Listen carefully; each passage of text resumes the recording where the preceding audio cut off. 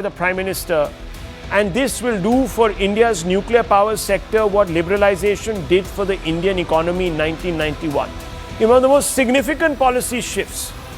The Prime Minister Narendra Modi reiterated private sector participation in India's nuclear energy program while inaugurating Skyroot's Infinity campus in Hyderabad via video conferencing. The initiative aims to develop Bharat's small reactors, advanced modular reactors, and foster nuclear innovation as part of India's strategy to strengthen energy security and diversify its energy mix. Now, viewers, the Prime Minister's policy reset has come, and this is what he said: small desi modular reactors may be made by private sector soon. He goes on to say the discussion highlights that this move follows the opening of the space sector and will require a new policy framework, including potential amendments to the Civil Liability for Nuclear Damage Act.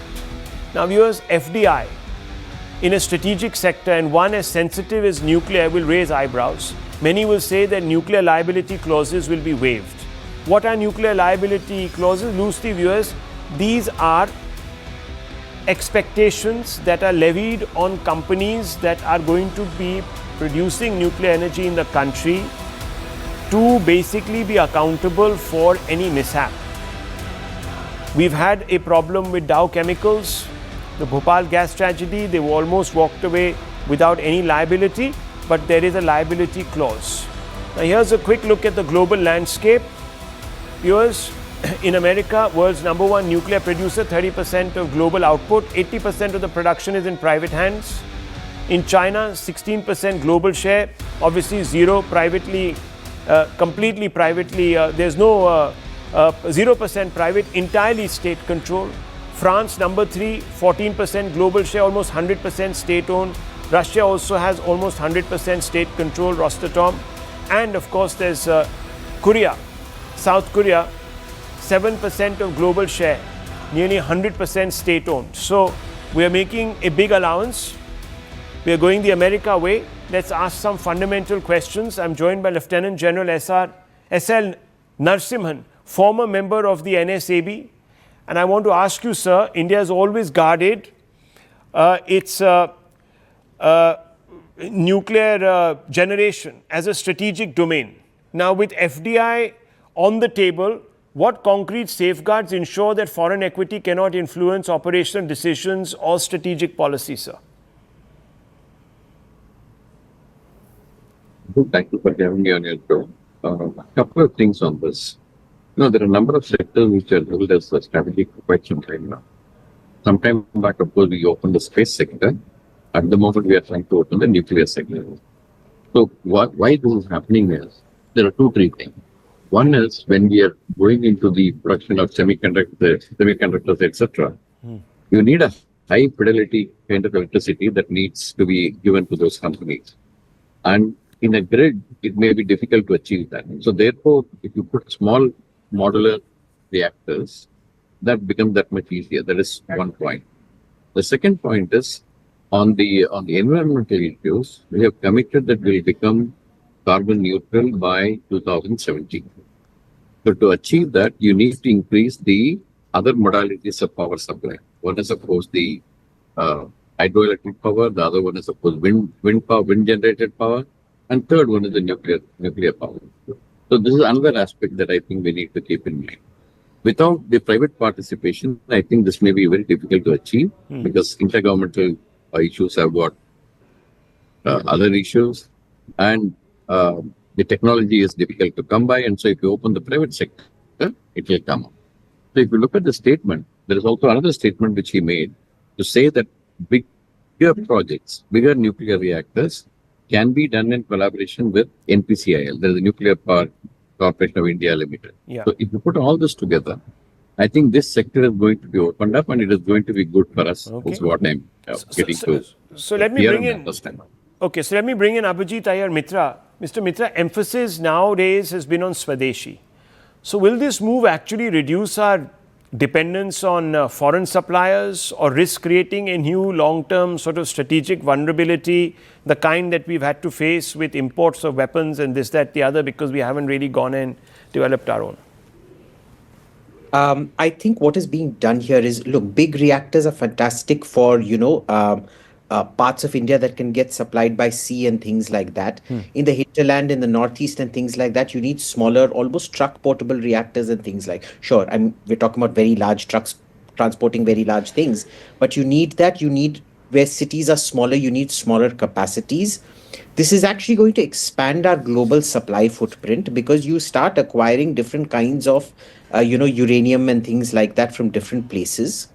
Number one, what it does is, right now we're looking at a crunch of economies of scale. We've got large reactors. We need a significant expansion of our nuclear program, and that is where they're bringing in the private sector right now. So small reactors which are easily exportable to African countries, South American countries, etc., which would have much more limited requirements and much more limited budgets.